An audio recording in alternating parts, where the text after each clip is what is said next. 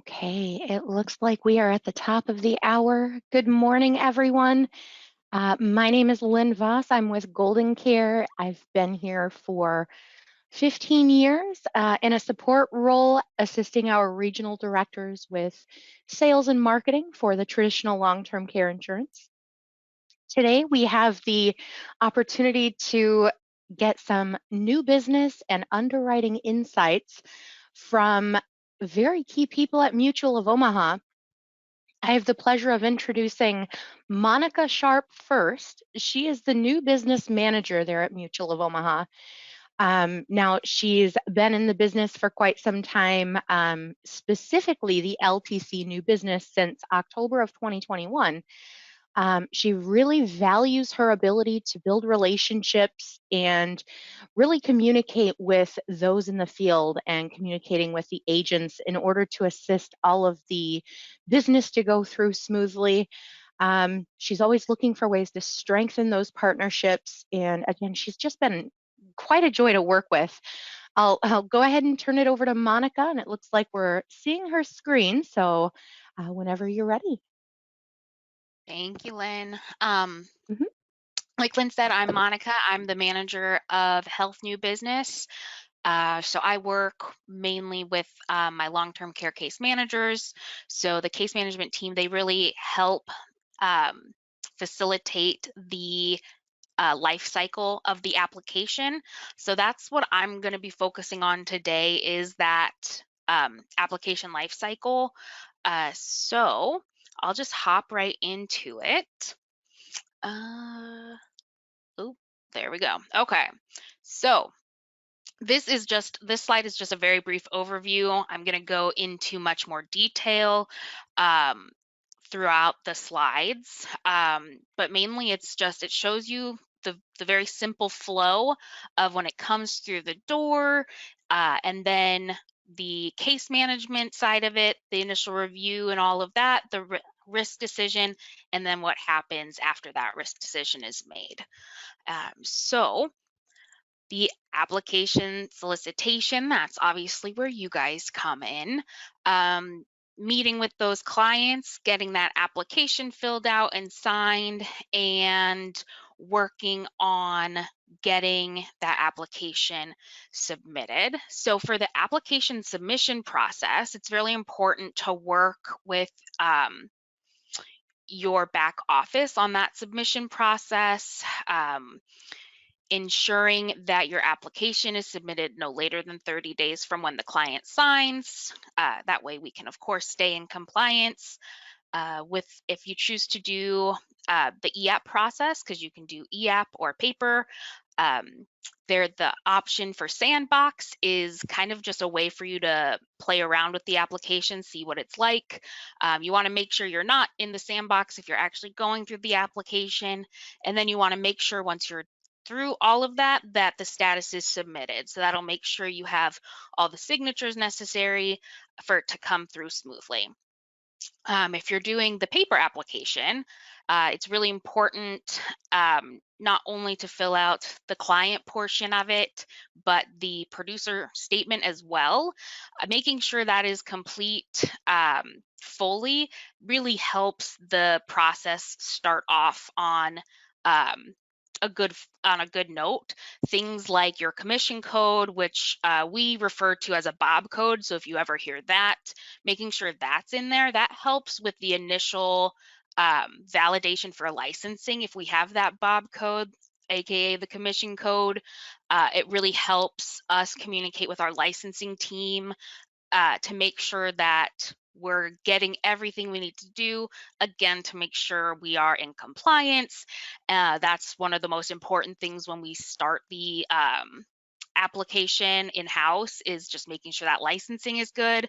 And then on your producer statement as well, it will have a designated contact. So if you work with your back office and they typically like to be the designated contact, you'll want to make sure you note that as well.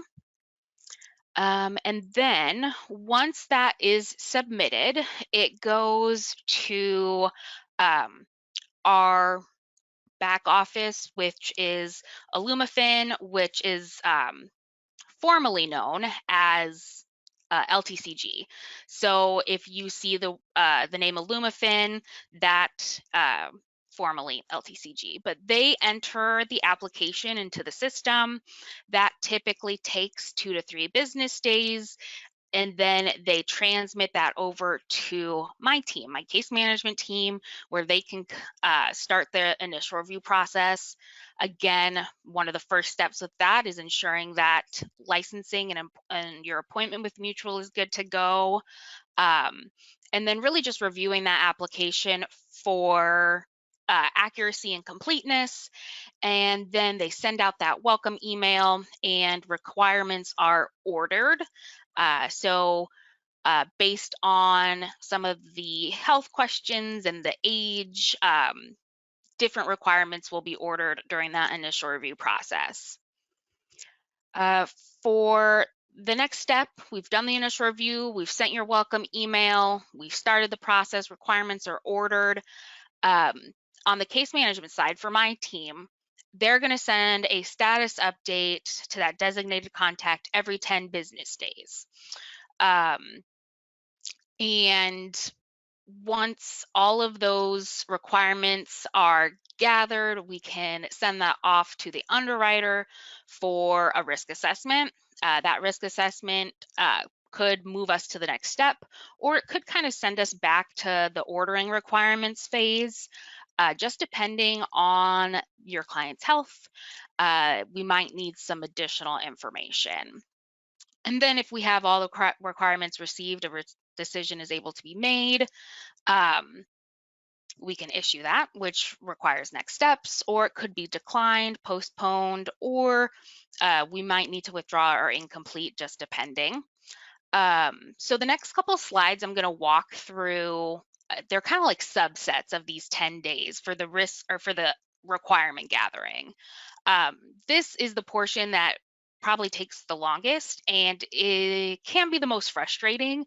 So I wanted to go into, this is where I'll spend the most detail, because there's a lot of stuff going on behind the scenes that you guys might not have line of sight to. So you might say, well, what's going on with my application? I'm only getting updates every 10 business days. That doesn't mean your application isn't being touched more often than that. So this slide talks more about like what those follow-ups look like. So like I said, every 10 business days, you will get a detailed follow-up. And if we do reach day 90, we do have to withdraw the case at that time until requirements can come back in. If we do receive requirements after the withdrawal date, the underwriter will still review that case and advise next steps, but it's very possible a new app will be needed, again, just to stay within compliance, and making sure that there's no health changes within that 90 days and things like that. So the case is always reviewed every 10 days by our case management team, but what is happening between those 10-day status updates? So if medical records are ordered, we send that off to our vendor, currently Release Point, and Release Point has scheduled follow-ups in which they'll contact the facility or the copy center in which the medical records are being held. And so typically the cadence is every 2 to 3 days. It depends on who they're contacting and kind of the last status message they get when they reach somebody at a facility. If the facility says, hey, and this happens with a lot of copy centers, they'll say, we can't provide a status update for the first 10 business days. And so Release Point will say, okay, well, we'll still follow up, but we're not going to follow up on that 2-day cadence. So it really, there's a lot of moving parts when it comes to getting medical records, but we do ensure that Release Point is following those cadences and making sure that they're reaching out to the right people and doing their part to help us get those records. And so what that really means is, their touch points, what they're doing with the facility and what they're doing with the copy centers, it's independent of my case management teams and their 10-day follow-ups. So again, just because you're getting a status update every 10 days doesn't mean there's not a lot going on behind the scenes. And the same for the phone interview or a face-to-face. We send those requirements to a vendor, and they do additional touch points between those 10-day follow-ups. So they're contacting your client to get that interview scheduled, and completing that phone interview or potential face-to-face. And again, I put that bullet again, it's independent from that case manager's 10-day follow-up. So you're getting status updates every 10 business days, but there's a lot of touch points happening. Your client may be contacted for an interview, their doctor's being contacted for medical records.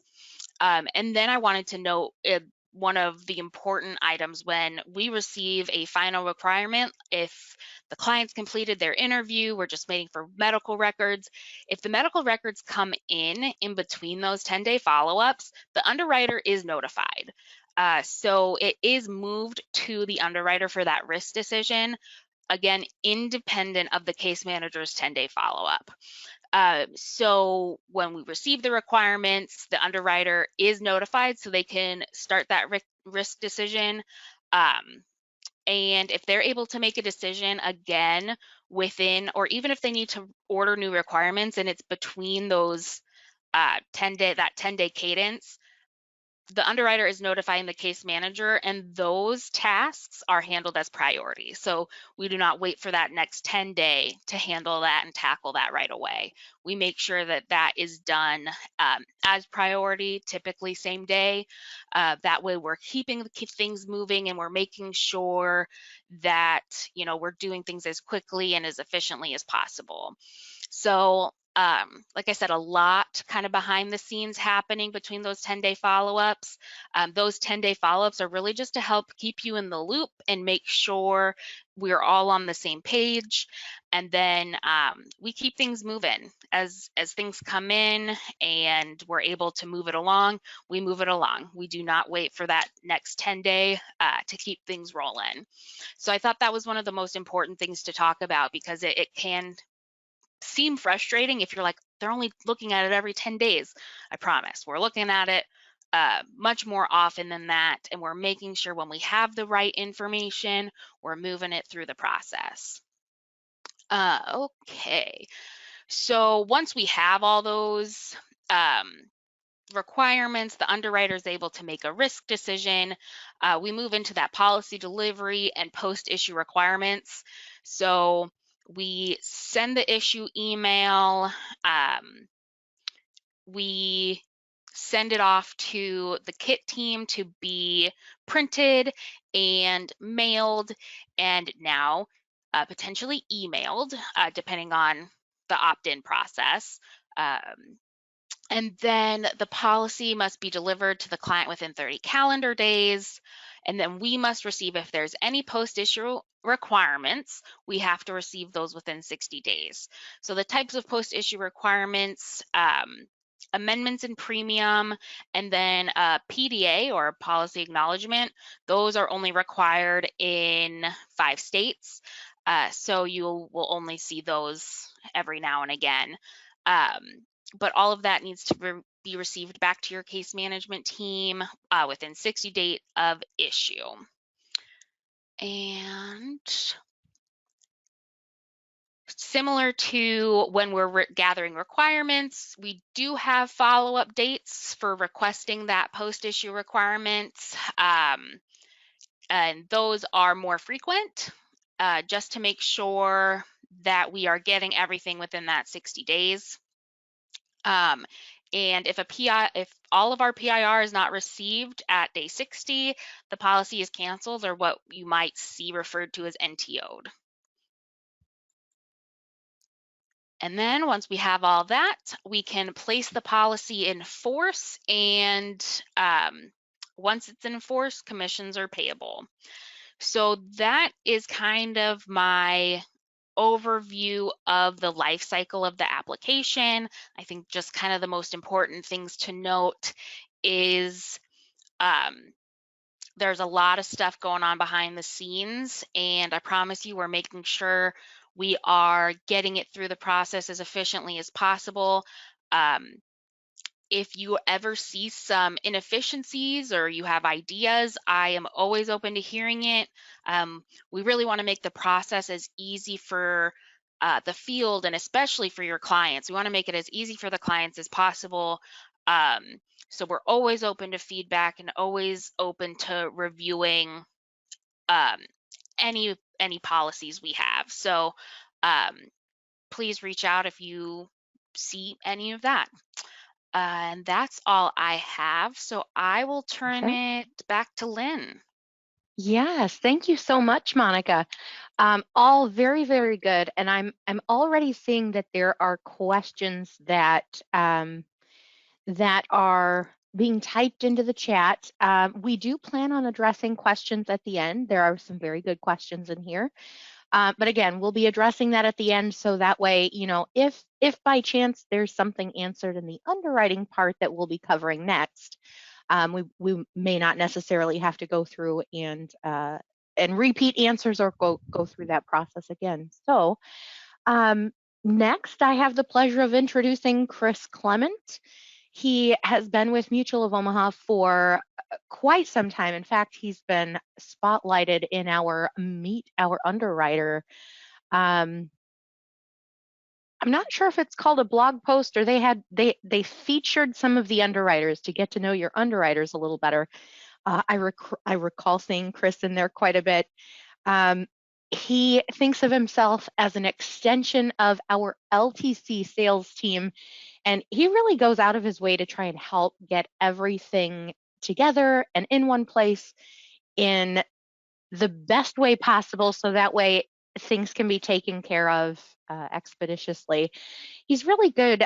He is also the main point of contact for GoldenCare because he was recently um, promoted to the underwriting manager position, which allows him to be the person who can review cases that have previously been declined for traditional long-term care insurance.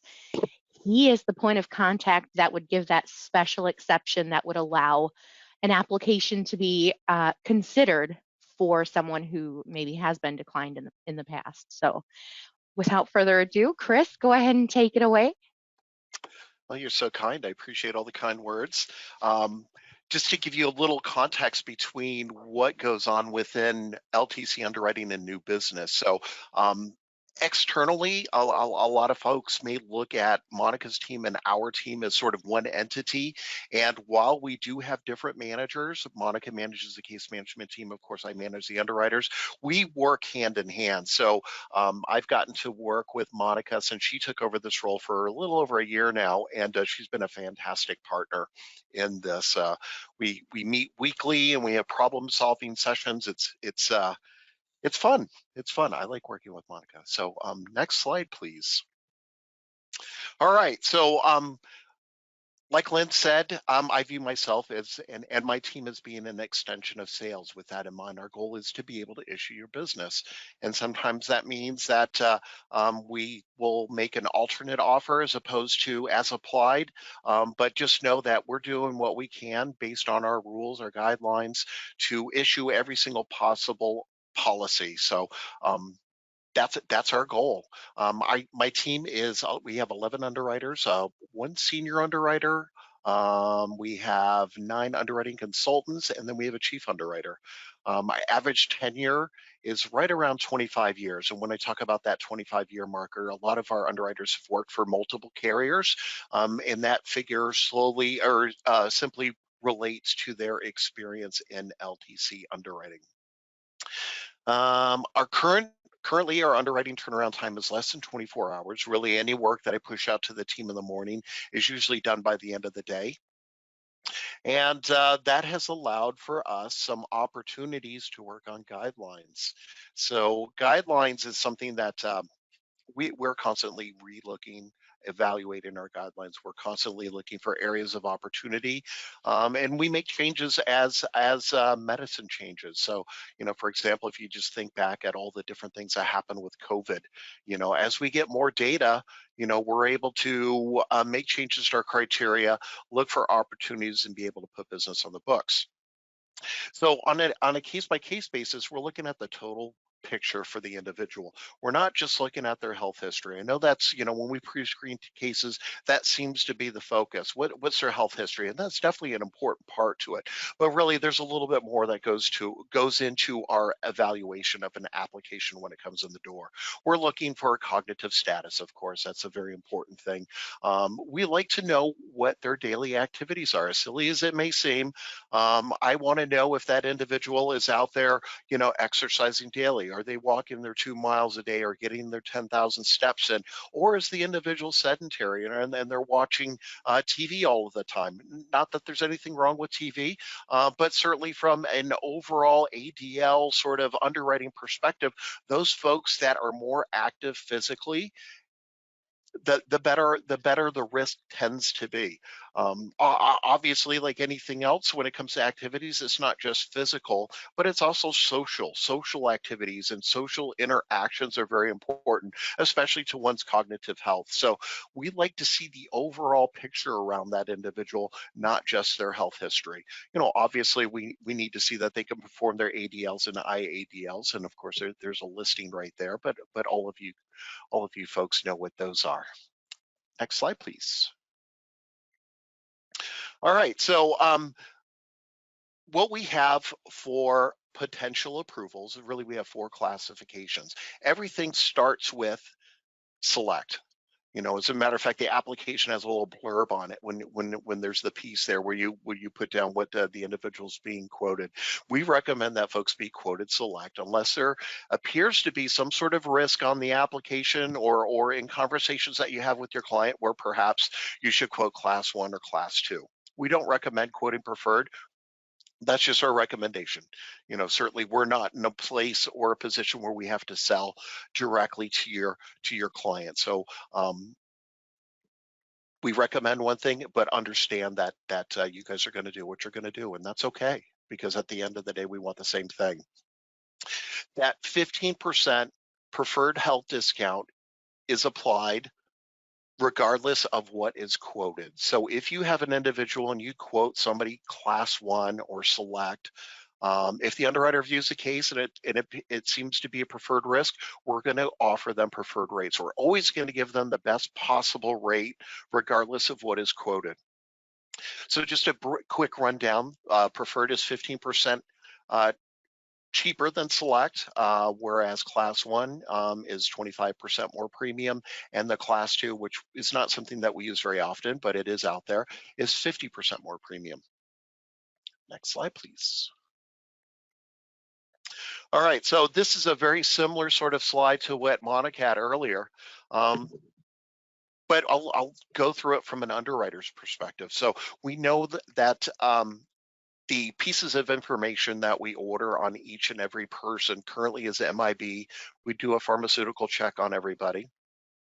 But currently, we also order medical records on those that are 60 to 79 years old, or at underwriter's discretion if they're age 59 and younger. The personal health interviews are all folks 30 to 64. There's a cognitive screen portion to that phone history interview if the individual is 60 or older, or for cause. Cause would be, let's say you have a 55-year-old that had a TIA 3 years ago. We're going to do a cognitive screening during that interview because of that. Concussions, family history of dementia, those are all triggers that would prompt the individual to have a cognitive screening as part of their personal health interview. Of course, folks that are age 65 to 79 will order a face-to-face assessment on them after we've reviewed medical records and we've determined that the risk looks to be good. A lot of this is going to change in the next couple months, and that's because we have med data coming out. And really what Milliman med data is claims data that we have access to. Now, Milliman is the folks that we rely on to do our pharmaceutical checks for us. So it's very sort of seamless. So as soon as we have full access to med data, we're going to have information to all of this claims information, which is going to do a number of things for us. Number one, we're going to have more information on the front end than we ever had before. We're going to look at med data when it comes in. So when the application comes in, MIB, the pharmaceutical check, and med data will be ordered all at once. We'll get that med data information within a minute or two. So you press the button, it's ordered, and then a minute or two later, we receive that instant feedback, which is fantastic. So what does this mean though? What it really means is that you're going to see a significant reduction in the need for medical records. We expect that to start, we'll probably be able to reduce our APS ordering by 40%. That's not where we're going to stop though. We hope to be in a place by the end of the year where we've been able to reduce the need for medical records by 70%.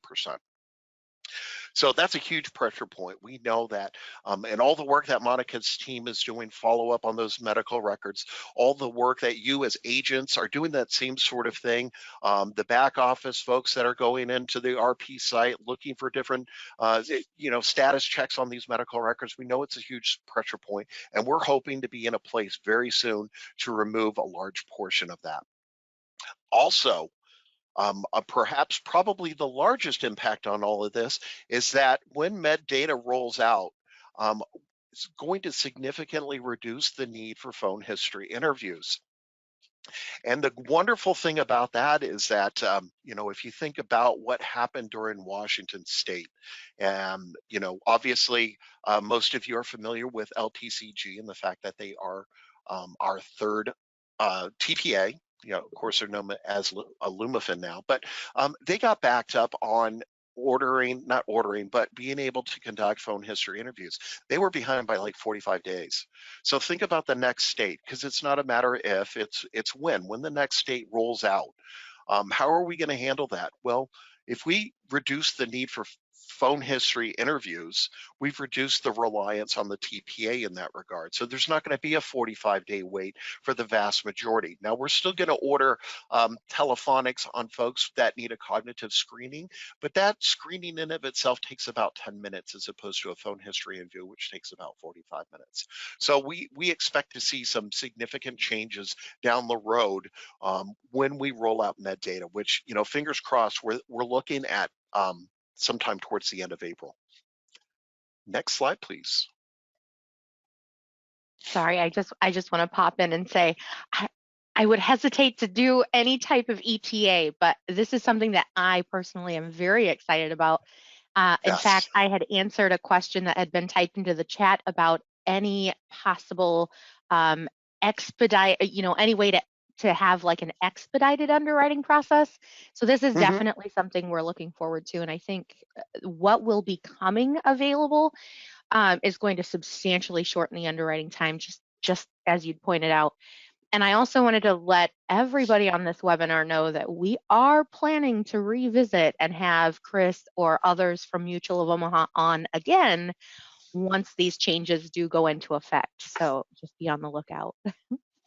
Yeah, absolutely. And we're so excited about it internally. We've already signed all the papers. We've made that commitment to Milliman to say, yes, we want this. Right now, it's in the hands of the IT folks.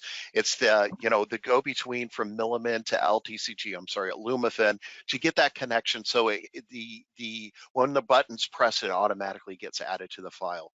If that doesn't happen in short order, we are going to do a manual workaround. I want to reiterate this. This is going to happen. And if it means that we have to start off manually to do it, we're still going to do it. And that's why I feel very comfortable saying that probably towards the end of April, maybe the beginning of May, but it's something that we've wanted to have in place now. We were hoping to have it done by the end of the year of 2022. So we are so close that I can taste it. Oh, so very exciting. Sorry, I didn't mean to Yes. interrupt. No, that's fine. I'm super excited about it as well. I'm sure Monica gets tired of meeting with me and having me blither on about metadata, but I love it. So preparing your client for the personal health interview. So certainly this is a piece that will be less reliant on in the future, but it certainly holds true and perhaps is even more important now if you think about those folks that are going to go through a cognitive screening. And so the information I'm going to provide here would hold true for the cognitive screening if it's over the phone or if it's during the face-to-face assessment. Kind of all the different things that you could do to prep your client for these interviews, the better. Set those expectations so they know what they're going to be going through. Be very transparent about it. Let them know that what can be very helpful is having a list of doctors and medications on hand prior. That way they're not scrambling. It's very relaxed. It's just a simple phone call or a simple visit with a nurse. Everything right there on hand. It makes things go quicker, easier, and much more smoothly. Be free of distractions. We want our clients to, when they undergo these cognitive screenings, we want them to pass with flying colors. We don't want to fail anybody. We want everybody to pass these screenings because we put a lot of weight on them. And obviously, in situations where they don't pass, we decline, and we typically don't offer reconsideration.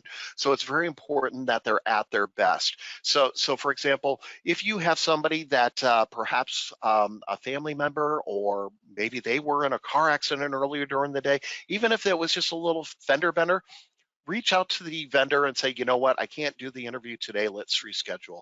We want them at their best. We don't want them distracted. Is the plumber coming over to work on the sink? Maybe ask the plumber to come at a different time, or again, reschedule the interview. The individual's not going to be penalized for canceling and rescheduling the interview. Again, we want them at their best. And then some basic rules, indicate on the application the best time for the vendor to reach out to them to schedule.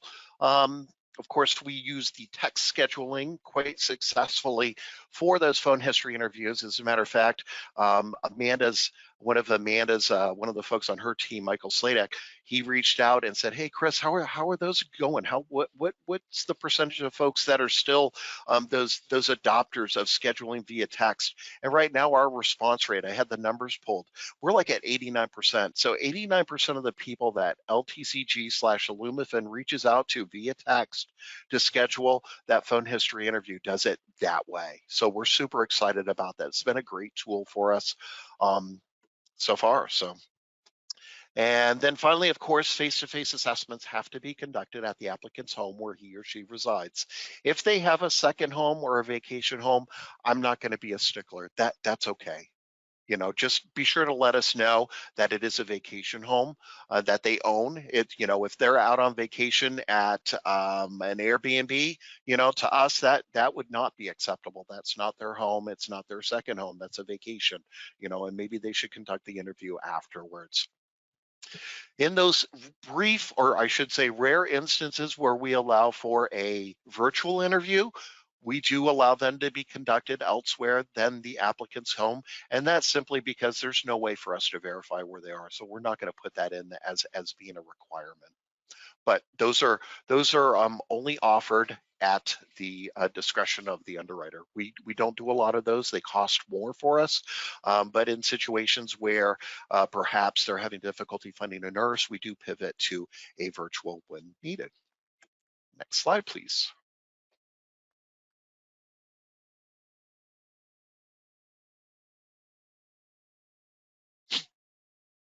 There we go.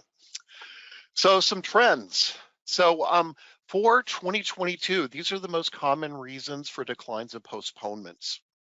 So we ran through the data, and this is what we're finding. Diabetes is number one. And before I go into that, I just want to reiterate, these are the most common declines and postponements. It's very important to recognize that a lot of these cases that where we can't offer coverage, there is the possibility of offering coverage in the future. When you have diabetics, And we have some screening questions that we'll look at later. So I'm not going to go into major detail here, but just think about, just asking some deeper questions. There's a large portion of diabetics are folks, when they're declined, we're not going to be able to offer reconsideration. It's not a postponement. It's because they have diabetes and neuropathy. That neuropathy is not going away. The disease process has already hit the vascular system in such a way that there's sort of no going back. There's the possibility for stabilization, but ultimately it's going to be a situation that will progress to a point where it'll be unfortunate. But a postponement for diabetes would be a new onset. So Mrs. Smith, she had a physical. She has her physical every 2 years, and she went in for her physical and had some labs done, and lo and behold, her A1C is 6.5. Well, you know what? She has diabetes now. We do want to see that at that point in time that any sort of treatment that is initiated, be it diet and exercise or perhaps some metformin, we need to see some stability there prior to consideration. But that is a situation where if they are stable for 6 months, we'd be willing to make an offer. Osteoarthritis, that's another big one too. This is also another one of those situations where there's a lot of room for postponements versus declines. Not everybody with severe osteoarthritis is going to be a permanent decline. We hear in medical records talk about those folks that maybe have bone-on-bone disease in their knee or severe disc disease at, I don't know, L1, L2. Those are things that can be fixed. And I use that term rather loosely, but when you have bone-on-bone arthritis in the knee, you can have a knee replacement done, and that's somebody that once recovered from that procedure is insurable with us. And the same would hold true on some severe disc disease in the back. Perhaps it was perhaps the individual had a laminectomy, and that's no longer an issue going forward. So after the appropriate stability period, we could offer this person coverage, especially if they're in otherwise exceptional health or even just decent health. There's a lot of instances where having that information on the front end can be very beneficial. And obviously pre-screening is a huge component to this. Now, some of the other ones, things like cognitive, there is no reconsideration there. Brain. So when we talk about brain, and I was kind of surprised when I ran the numbers how high it was, but these are folks that have had an MRI of the brain, and the MRI of the brain is showing abnormalities in there. I'm not talking about, maybe like a cyst or something like that. I'm talking about folks that show brain atrophy, which shrinking of the brain, which isn't a good thing. There are abnormalities found in, white vessel or white matter changes, small vessel disease. These are all things that there is a direct correlation between these abnormalities within the brain and cognitive claims in the future. So any sort of abnormalities found on an MRI of the brain or CT of the brain is going to result in a permanent decline. Psych is another situation where we see a lot of postponements, and a lot of that has to do with once an individual's stable for a period of time, we're willing to consider them for coverage, especially if it's a situation where maybe it was just a new onset of anxiety, they're trying out a med, it's doing well for them. These are folks that do really, really well. In some instances, if somebody's had like multiple hospitalizations, then it's probably a situation where you're talking about a major depressive disorder or perhaps some bipolar or something even more significant. And those are folks that we would not offer coverage for. But to be frank, we don't run across that situation a lot in records. The vast majority of these folks that we end up declining for psych are simply just not stable yet. Build is another easy one. Simply, one of the things that I would ask if I was pre-screening the case or if I was an agent, and I want to preface this by saying that I'm not capable of doing what you guys do, and there's a very real reason why I do what I do and you guys do what you do, and I appreciate what you do.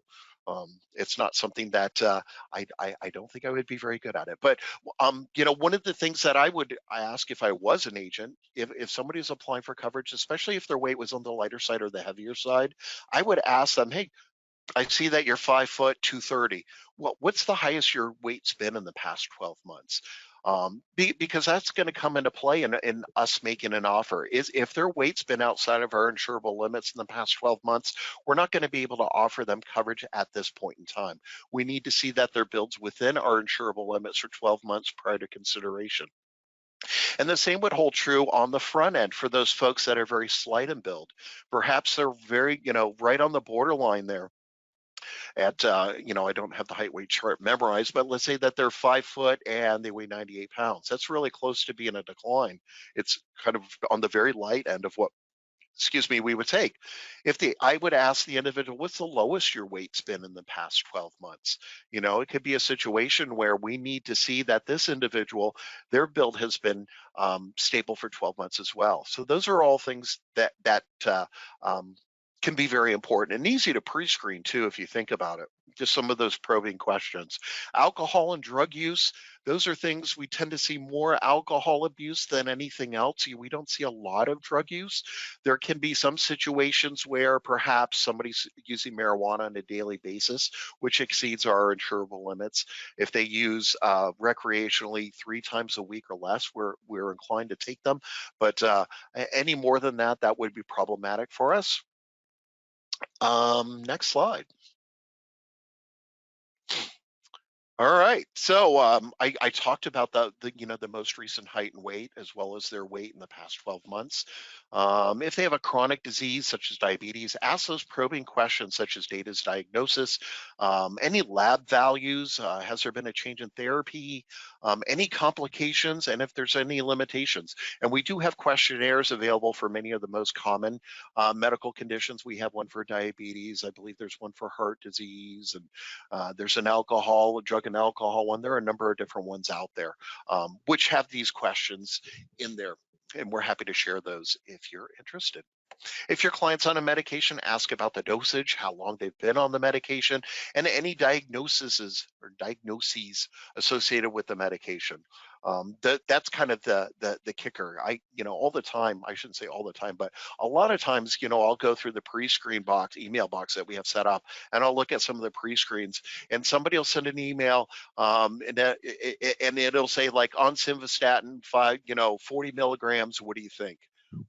Well, we can make some assumptions there, certainly. They're probably taking simvastatin because they have some high cholesterol, but, having more of a complete picture really allows for us to set the appropriate expectation. We want to be able to tell you that based on this information, this person could potentially qualify for this rate or that rate, or if it's a more complicated thing, we want to be able to provide you some questions to ask your client so that we can set that appropriate expectation. We know that if somebody's going to be, or it appears to be a class 1 risk, that that on the front end, because it's going to be easier for you to sell a class 1 quoted and then comes in as a class 1 as opposed to if it was quoted preferred and you end up a class 1. We just know that that can be difficult.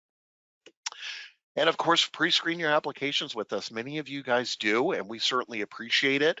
Any sort of feedback that you may have around our pre-screen process, feel free to reach out to me. I'm always willing to have a conversation. One of the things that we're currently working on is a pre-screen tool. We just assembled a team for that. We actually finalized the team this morning at our staff meeting, but we're going to be working on a pre-screening tool that we can share with folks. And I know that a lot of agents out there have developed their own. Some of them are frankly quite very, very good.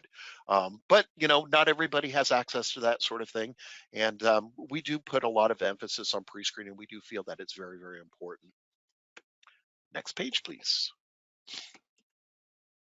All right, so what are the breakdown on the business? So usually here's kind of where it comes in at. 74% of the business comes in at a select rate, 18% comes in at preferred, and 8% comes in at class 1. And class 2 came in at less than 1%. We don't use that one very often.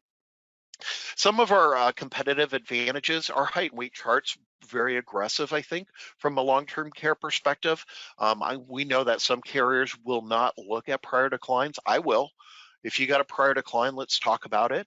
There may very well be a situation that we're not going to be able to offer coverage, but I do recognize that, our criteria is different than other carriers. We may be more aggressive in some areas than other carriers, and the vice versa may hold true. So there may be carriers that perhaps are more aggressive in certain areas than we are. Now, one thing that I think is a huge competitive advantage for us is the fact that we're constantly looking at our underwriting guidelines. As a matter of fact, we have some new ones coming out in April. We look at this all the time. I mean, we constantly have our staff meetings. We're talking about conditions. We're talking about new medical therapies that have come out, and we're evaluating these sorts of things kind of on the fly. We don't institute changes, you know, once we reach a decision. Hey, we're going to do this. It's not necessarily instituted right away, but we know that it's stuff that's going to happen.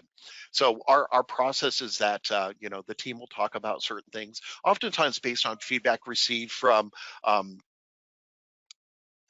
from you guys. You know, I mean, the information and feedback we receive from you guys is invaluable. You certainly have more of a familiarity with other criteria with other carriers than I do. So anytime there's stuff out there, we love to hear what your thoughts are on our criteria. But we look at it all the time. We run it past our doctors. We sort of look at it in terms of our claims data, and then of course we run it past our reinsurer. But we do have some changes that are coming down the pike. We have one, for example, that's going to be centered around prostate cancer. We've changed this recently, but we're changing it again. We're liberalizing it once again. It has to do with watch and wait therapy. Previously, we're looking at folks that were 70 and older, and there was possibility of class 1 if their Gleason score was under 6. Diagnosed at age 70. So last time around, I think it was last year, the year before, we reduced that the age in which we would accept watchful waiting down to age 65. Again, the Gleason score had to be below 6. So of course we ran some data, we ran the numbers on it, we consulted with our physicians, and we took feedback from the field, and we found that most of the cases where watchful waiting was part of the equation, the Gleason score was 6. So we ended up declining a lot of folks that we could potentially accept. So we're changing our guidelines where we will now accept Gleason score 6s on watchful waiting on those individuals 65 and older. And that's based on feedback received. We're going to be accepting Inspire devices for the treatment of sleep apnea. That's kind of a new one for us. Typically, we don't like any sort of electronic, for lack of a better term, stimulators. But this one is really proven to be very, very effective. And it doesn't have the same sort of impact or difficulty with adoption the way CPAP does. It takes a while to get used to a CPAP machine. This is, you know, certainly it's all internal, and you just sort of press a button when you go to bed, and that's all you have to do. And otherwise, it's from what I understand, rather seamless. So we're very excited to be able to do that. And then finally, probably one of the biggest ones that, and something we run across every single day. If you think back about 5 years ago, not just us, but virtually everybody in the market was not accepting folks using marijuana. So as more and more states started selling it or allowing for the personal consumption of marijuana, we changed our guidelines, and we allow individuals using marijuana recreational 3 times a week or less. And that has been our guidelines for the last 3 or 4 years. So what we're going to be doing, coming out with here shortly, is that we have moved the needle a bit on medical marijuana. For us, that was always medical marijuana equals a no. In situations where it's being used for mild anxiety and insomnia, we're going to be accepting those going forward. So the evolution of marijuana use in terms of underwriting criteria continues to evolve. Next slide, please. All right. I think we covered this one. Yep. Okay, so here I just want to talk about some of the underwriting tools, and then we'll go to questions. You'll have access to the whole presentation, we've been told, so that, you know, there are some slides that are in there towards the end that deal with questions, great questions to ask folks with diabetes, obesity, osteoarthritis, those sorts of things. So I'm not going to go over them step by step, just simply because we're running close to the the deadline here, the clock. We're running against the clock here. But I just wanted to sort of present that we have these underwriting tools that are out there. We have these condition-related marketing pieces that come out on a quarterly basis. We have, I think there's 6 or 7, maybe 8 of them out there now. The one that we have coming out next is a little more robust than one of these one-pagers. It's actually going to be a 5-pager, and it deals with declines and postponements. It's going to be a guide centered around, here's some very common declines, here's some great questions for you to ask, and encourages folks to pre-screen. Next slide, please. All right, so these are the questionnaires that I were talking about, and I think there's probably another 3 or 4 of those. Yep, there we go. So I got 10 minutes for questions for myself or Monica. I'll let Lynn run with it. Thank you for covering all of that, Chris, in such detail. I think that was all very, very important. And you shared a lot of things that we can look forward to in the coming months. So I very much appreciate that. I did also want to say that for everybody that's on today, there was a slide that did show visuals of some of those condition-related marketing pieces, and all of the attendees, be on the lookout for a follow-up thank you for attending email. We actually, I did put together a link that will give you access to a zip file that includes, all of the ones that I could find, the osteoarthritis, physical therapy, the build. There's the cancer related with, I believe, breast and prostate cancer. There's several of those, as well as some of those diabetic questionnaire, the COPD questionnaire, arthritis questionnaires that the underwriting guide refers to. A lot of those different pieces will be included. We'll be sharing PDF copies of these slides as well. And I believe there's also the plan to include a link to a pre-screen form. So it'll all be very handy. Be on the lookout for that email. And looking now at some of the questions, there was a question that I believe this may pertain more to Monica. Should we initially ask our clients to contact their doctor's office to find out if they have a designated wet sign document, or if they require, or just wait for the RP? I'm wondering if that's the special authorizations potentially. Yeah, that's for special authorizations and sometimes even just the regular HIPAA authorizations. Some facilities, some doctor offices, they do require a wet sign versus some e-signatures. If your client is comfortable doing that, I mean, that will expedite the process a little bit, because then instead of us going to release point, and then release point goes to the facility and the facility says, no, we need the wet sign. So it does remove a couple steps during the application process. If they know that their doctor is going to require that wet signature, then you can get that HIPAA auth signed right away. For the special auth,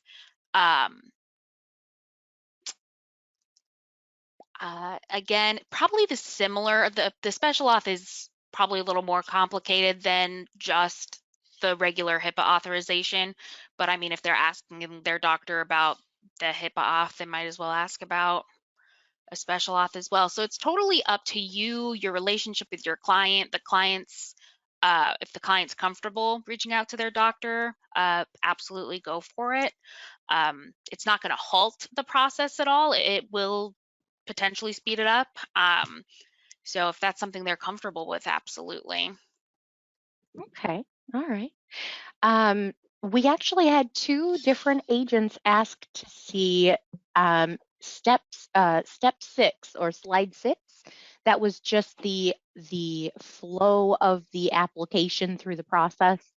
If we could show that again, I think they would appreciate that. And of course, slides will be made available afterwards as well. This There we slide. are. Yes, yes. I remember seeing that. And yes, it is a very nice visual to see how an application moves through that process. All right. Are there any parts of the application that cannot be modified or amended upon delivery? That's actually a good question since the adoption of amendments a couple years ago. That is a great question, and it is actually something that I am currently working on. We're working on an amendment like table. There are a couple of items, I believe, that cannot be amended. Let me go. I'll have to go and find it. Give me a second here. We can always connect with the people asking these questions afterwards as well to provide any updates or clarification too. I know we do have a couple more questions. Can you elaborate on what the cognitive assessment entails? Yeah, I'll let Monica field that one. No, just kidding. I've heard.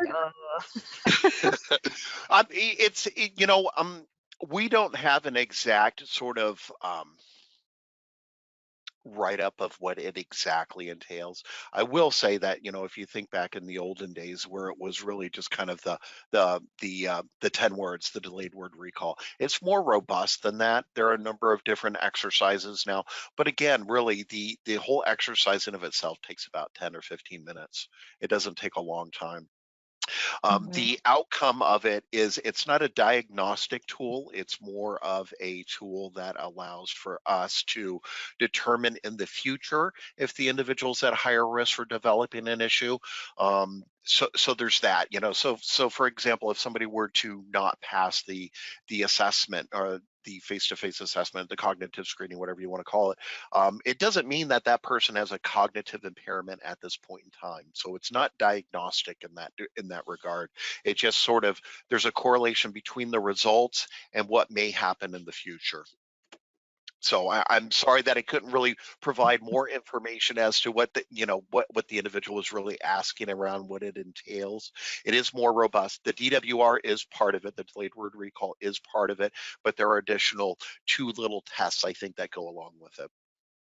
And I've always understood that it's conditional as well. Depending on the person's answer, it may open up a separate line of questioning than would have otherwise been Yes. been part of the conversation. So I've Yes. always been told that too. So it's never the same test for every single person either.